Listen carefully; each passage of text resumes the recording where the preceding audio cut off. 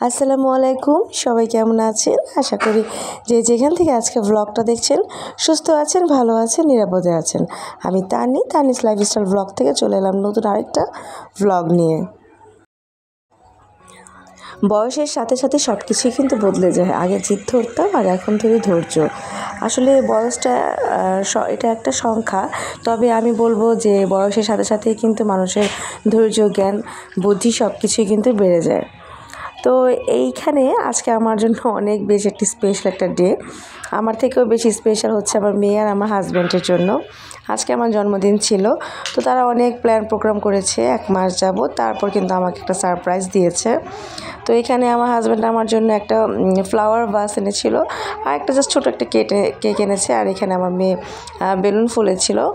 আর এই ওয়াচটা আমাকে গিফট করেছে আমার হাজব্যান্ড। সাথে আমাকে আরও কিছু ক্যাশ টাকা দিয়েছিল যে তোমার কিছু পছন্দ হলে তুমি সেটা কিনে নিও। তো আসলে যাই হোক, জন্মদিন বলে কথা, এই দিনটা কিন্তু অনেক স্পেশাল নিজের জন্য। তো কেক কাটাকাটি শেষ হয়ে যাওয়ার পরে আমি এখানে রাতে একটু দুধ চিতই বসিয়ে দিয়েছি। আর এই চিতই পিঠা বাইরে থেকে কিনে এনেছিলাম, দেখলাম যে পিঠাটা খুবই সফট। তো ভাবলাম এটা আমরা সবাই ভর্তা দিয়ে খেয়েছিলাম, আর কিছু বাকি রেখেছিলাম, সেটা আমি এখন দুধ চিতের জন্য দুধটা বসিয়ে দিয়েছি। দুধটা অলমোস্ট আমি 1 কেজি নিয়েছি। তো আমি কিন্তু এই দেখেন একদম লেয়ার করা আছে পাতিলে। সেই এক কেজি থেকে মোটামুটি হাফ কেজির একটু বেশি ছিল। তো মোটামুটি ভালো একটা স্মেল হয়েছিল, খুব ঘন হচ্ছিল। আর ওইখানে গুড়টাকে আমি গলিয়ে নিয়েছিলাম। তো মাশাআল্লাহ এত ভালো হয়েছিল খেতে, বরাবরের মতোই দুধ চিতে আমার হাতে মাশাআল্লাহ খুব ভালো হয়। আর আমার হাজব্যান্ডের এটা খুবই পছন্দ। তো আমার মেয়ে যখন ওর 5 বছর, তখন থেকে আমার মেয়েও এটা খুব পছন্দ করে। তো ভাবলাম কেন নয়, এটাই আজকে বানাই।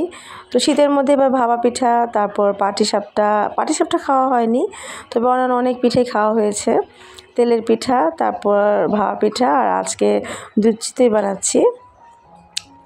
জীবনের প্রতিটি মুহূর্তেই কিন্তু শিক্ষার শেষ নেই।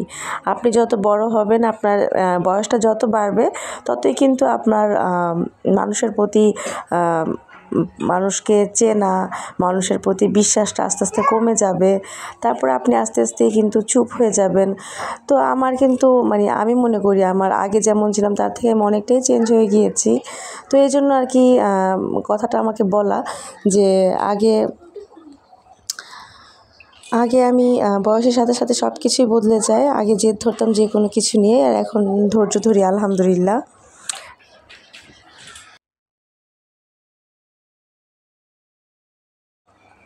এটা হচ্ছে পরদিনের ক্লিপ। আসলে এত ভালো লেগেছিল, আমার মনেই নেই যে আমার ভিডিওটা অন করতে। তো আপনাদের সাথে শেয়ার করছি যে কতটা সফট হয়েছে দেখেন। একদম আমি স্পুন দেওয়ার সাথে সাথে 2 ভাগ হয়ে গেল। যখন আমি পিঠাগুলো উঠাচ্ছিলাম তখন থেকেই কিন্তু ভেঙে ভেঙে যাচ্ছিল। আর সকালবেলার মিষ্টি রোদে এত সুন্দরভাবে এত সুন্দর একটা ওয়েদার ছিল। তো ভাবলাম আমি রোদের মধ্যে একটু বসে খাই। আর পিঠাটা যেহেতু ঠান্ডা ঠান্ডাই ছিল, ভালো লাগছিল খুব। তো আমি রাত দুধ চিতই পিঠা খেয়েই চলে গিয়েছিলাম মেয়ের স্কুলের লাস্ট দিনের এই ভিডিওটা এটার সাথে জোরে লাগিয়ে দিয়েছি। ওর স্কুল ওই দিনই অফ হয়ে গিয়েছিল। আর যেহেতু আজকে আমার জন্মদিন, মনটাও খুব খুশি খুশি ছিল। তো আমার মেয়ের পরীক্ষা শেষ হওয়ার সাথে সাথে আমরা ফুচকা, চটপটি, তারপর হচ্ছে ঝালমুড়ি, এগুলোই আমরা খেয়েছিলাম। আর আপনাদের সাথে একটু শেয়ার করলাম ওর স্কুলটা। আর এই স্কুলের বাস দিয়ে কিন্তু ওরা যাওয়া আসা করে। আজকের ভিডিওটা কেমন লেগেছে অবশ্যই কমেন্টস করে জানাবেন।